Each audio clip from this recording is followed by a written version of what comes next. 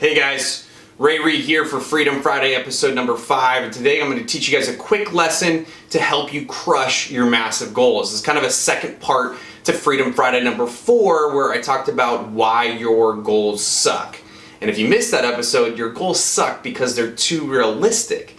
The problem is not enough people set massive goals because they're too scared, right? They're maybe too overwhelmed, right? Have you ever set a goal where it was so big and you set out to go do it, and maybe 2 weeks later, 3 weeks later, a month later, you gave up on your goal already and you lowered it? It's probably because you were too focused on the future. You're focused on the big picture. Now, I want you to think about the big picture. I want to keep that in mind, but I want you to remind yourself, right? The big goals give you purpose for the daily task that you need to do, but it's very easy to get overwhelmed, right?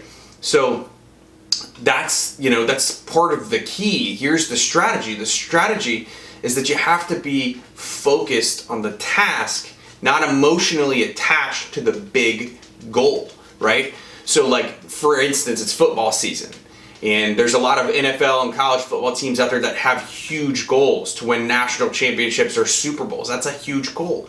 And a season is long. 16 games in the NFL, plus a few playoff games, plus the Super Bowl. So there's so many things that go into having a championship season, right? For you get to Super Bowl, you have to win a couple games in the playoffs minimum, right? Then you have to win your division to get into the playoffs. And you have to win a lot of games against a lot of other good teams, world-class athletes. It's the same goal as us in business. When we have massive record-breaking goals, there's so many things that go into it. But do you think that a good football team, a good coach, has their team focusing, as well as themselves, has their team and themselves focusing on the Super Bowl every week, every game, right? No.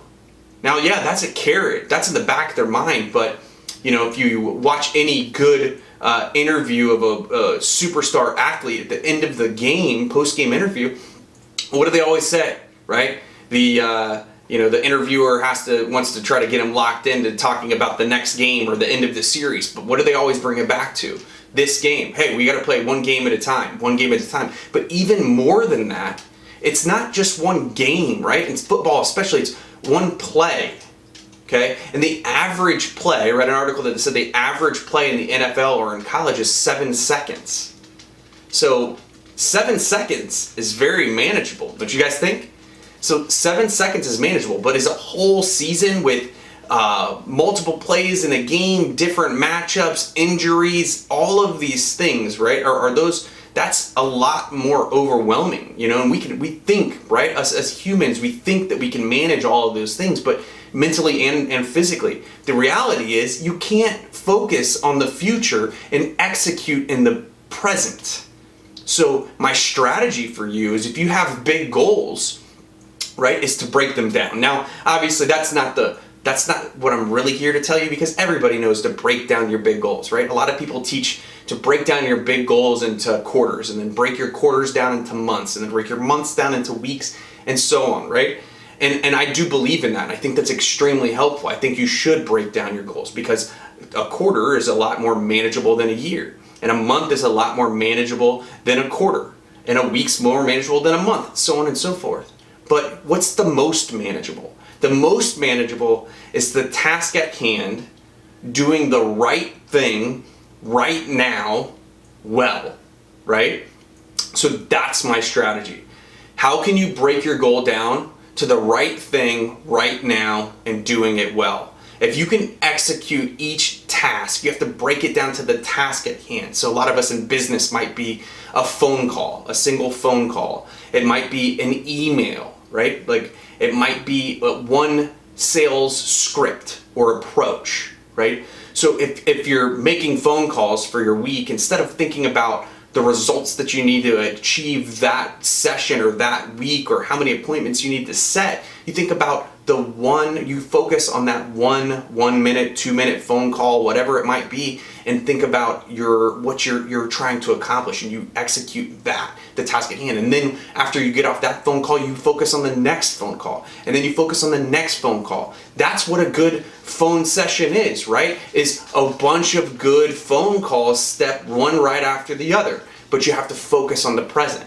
right? For me, it's a sales script this fall. This fall is I'm going to be introducing our product to hundreds of thousands, probably, or maybe 1,000 new people that have never heard of our product. So I have to take them through the process of liking me, trusting me, uncovering their needs, solving their problems, and helping them make a decision today. So for me, it's maybe a 5-minute approach, but I have to take it one approach at a time. If I take it one event or one campaign or 1 year at a time, and I want to have a record-breaking year, there's a lot of stuff that goes into that. That can be very overwhelming and make me want to quit, right? I'll start thinking about the future. I'll start thinking about the past. I think about my bad day yesterday or what my day could be like next week, right? Instead of just focusing with each customer on my approach, right? Making sure that I execute the task at hand. And then when I get done with that one customer, what do? I do it again. Each task separately is a lot more manageable than looking at the massive big picture. The second part of this is you have to trust the process. If your process, you've done a good job, if you work in a business, right? Success leaves clues. So if your process is successful, meaning you are modeling it after people that have been successful, then you have to trust the process. You can't get emotionally attached to your big goal. You need to be emotionally engaged. You need to be enthusiastic. You need to tie purpose into each task, but you can't get attached to the results. If you trust the process, if you do what's important, you do the right thing right now and you do it well, that's all that matters. And when you do that, you're going to achieve the results. So my main strategy, my tip, the main takeaway for you guys today is to break down your massive goals into what is in front of you right now, doing that well, okay? And then moving on to the next step and not getting caught up in the big picture. Think about the big picture, have it there in your mind, in the back of your mind, but focus on what's in front of you. Can you focus on doing the best job, executing the task at hand right now well? Hope that helps you guys. I look forward to talking to you next week for Freedom Friday number 6. Thank you. Talk to you again.